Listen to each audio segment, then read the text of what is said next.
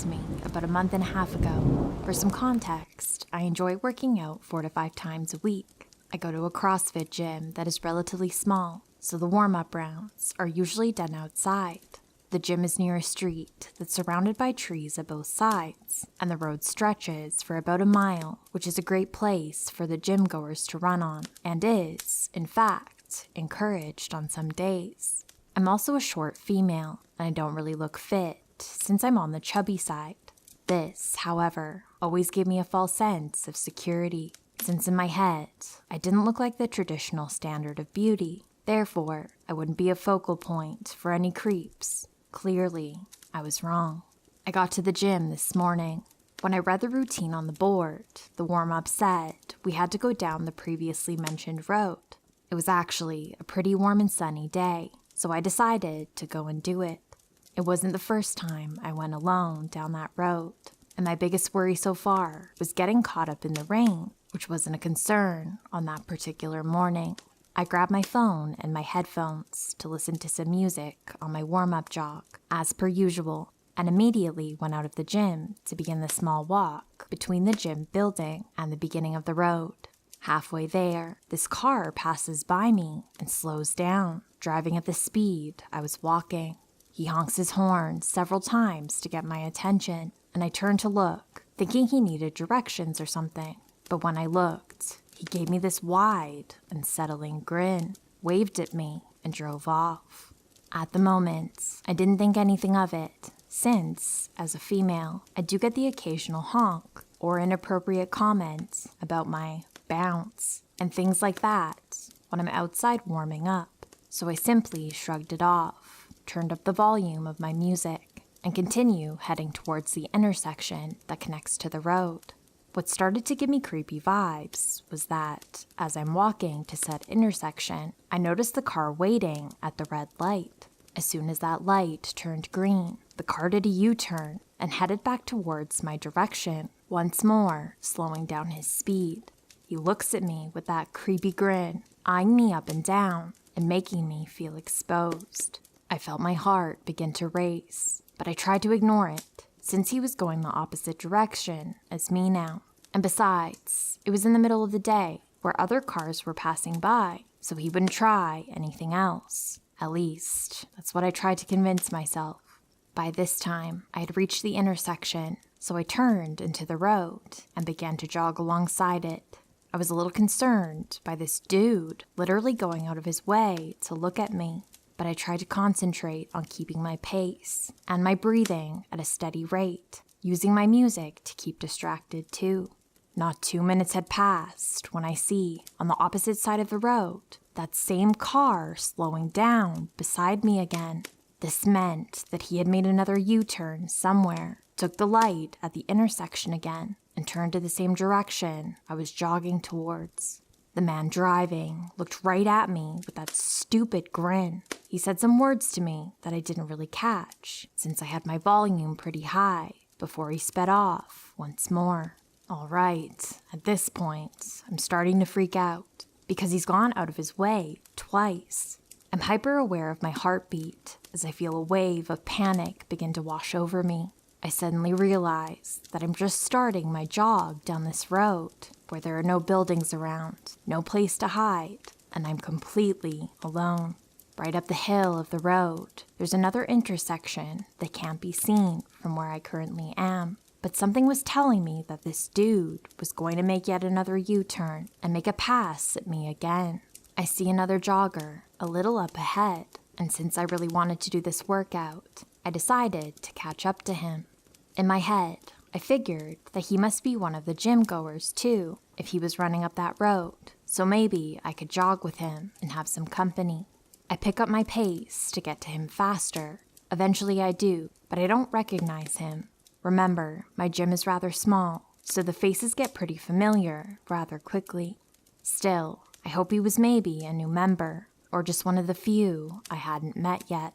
I just wanted an excuse not to be alone, so I asked him if by any chance he goes to the gym down the road, not wanting to be too specific, in case he ended up also being a creep, but he tells me no. Shit. I thanked him anyway, and decide to bolt back down to the gym. There's no way I'm running up this lonely street by myself with some stranger following me in his car. God knows what his intentions were with me, but considering his expression, I wasn't willing to take the risk and find out. As I'm heading down the road, on my way back, the car passes me yet again. Just as I had expected, he had gotten to the second intersection and made a third U-turn, if you're counting. Still that creepy grin on his lips, still slowing down his speed to drive at my pace, his eyes looking at me as if I was absolutely naked in front of him. He was closer to me now, and I could see through the window that while his left hand was on the wheel, his right hand was on his lap, gripping something in it. I quickly looked away, fearing that what I thought I saw was what I actually saw. I didn't want to confirm my suspicions, but I was clearly shaken. My jog turned into a run when he speeds off again. I'm literally at the verge of a panic attack, only focusing on how the hell I was going to reach the gym safely. Sure, it wasn't that far away, but I obviously couldn't outrun a car. I turn off my music and call my best friend on the phone. I don't know why I did that, since she's overseas studying, and there's no way for her to help me. I should have instead called the police, but my panic-ridden brain was only thinking about getting back safe and having someone keep me company, even if only on the phone, in the meantime. While I wait for her to pick up the phone, I notice the first intersection up ahead, but, to my horror, the car was on the very left lane, waiting for the light to turn green. Finally, my friend picks up the phone, and hearing her voice helps alleviate some of my panic.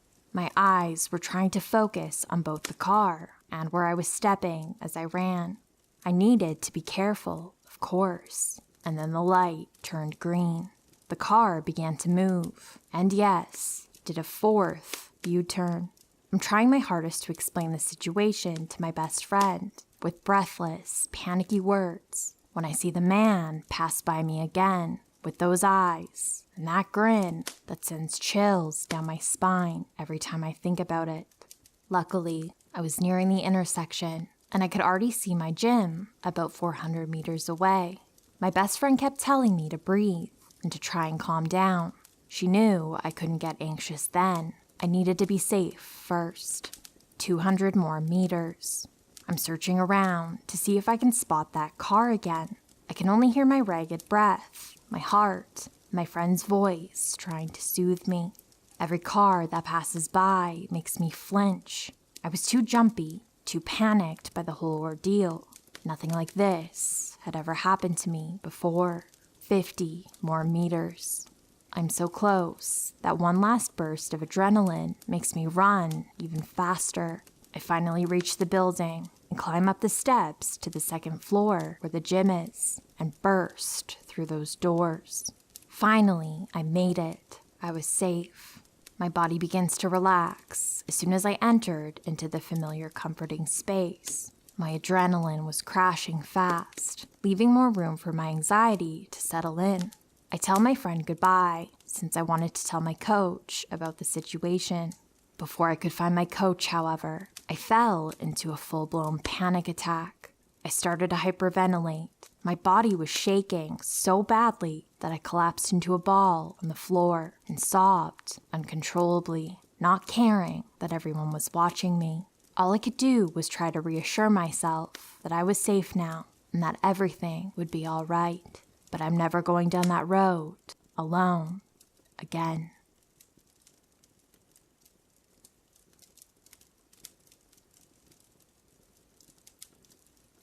This happened probably about 14 years ago when I was 17. I was in university in California. I graduated high school early, so I started at university early, and I used to go to a local Starbucks by my campus in my free time to study because it was hard for me to focus at home. I remember this older guy used to come in a lot and just sit alone at a table, always facing me, and he would just stare.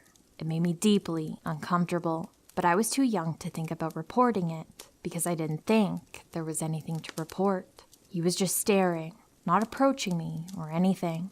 In fact, I thought some of it was in my head. I began to notice that sometimes he would leave around the same time I did. With this Starbucks, the parking lot was mostly in the ground level of a free parking structure that was around the corner from the shop. It was usually super easy to get a spot right in the front, so you could actually see your car from the street in the structure. I usually parked there and never felt particularly unsafe, except when I would realize he was following me out. I began to note what his car looked like and where he would park. It would usually be a little away from me, and I would wait for him to leave before I went anywhere because I didn't want him following me. One afternoon, though, I was heading to my car, and I noticed that he had parked right next to me. The passenger side of the car was by my driver's side, and it was very close. I didn't see him, but I remember just having the most awful feeling in the pit of my stomach when I realized he had parked so close. I rushed to get in my car, and it was at the moment that I shut my door that I realized he was following me and approaching the driver's side of my vehicle. He had gotten as far as the door when I quickly locked it, and thankfully I did it fast enough because he tried to open my door a second later. I immediately backed out of the spot and floored it out of the structure. I got caught at a red light outside the structure, though, which gave this guy enough time to catch up to me in his car. I honestly don't know why I didn't call the cops at this moment. I remember trying to rationalize what was going on in my head and thinking maybe I was making a big deal out of nothing, even though the man had literally just tried to open my car door. I know, it's stupid, but I was 17.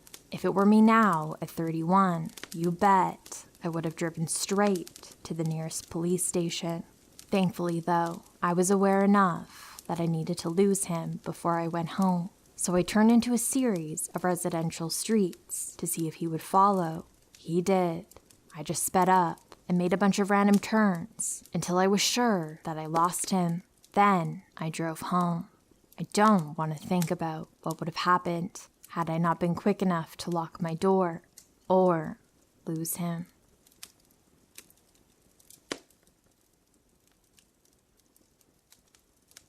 This happened to me when I was a small child, around 6 years old, at a discount store in Ohio.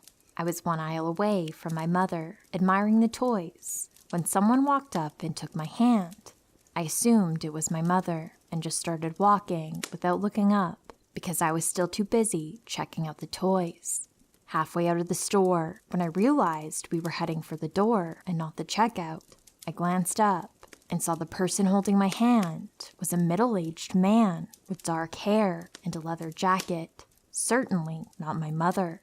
He grinned at me and tried to keep walking, but I immediately froze on the spot and dropped his hand, booking it back to where I last saw my mother while crying. Once I made it back to my mother, my memory becomes a bit of a blur, but the next thing I can remember is being in the car with my mother while she sobbed on the phone with the police. We had a car phone at the time. They never caught the guy, though, so no charges were ever pressed. It's scary to think that could have been the end of my life if I hadn't glanced up when I did. She never let me out of her sight in public again the rest of my childhood.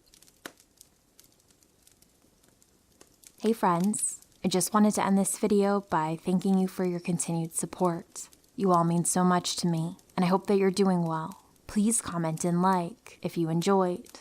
Take good care, and sweet dreams.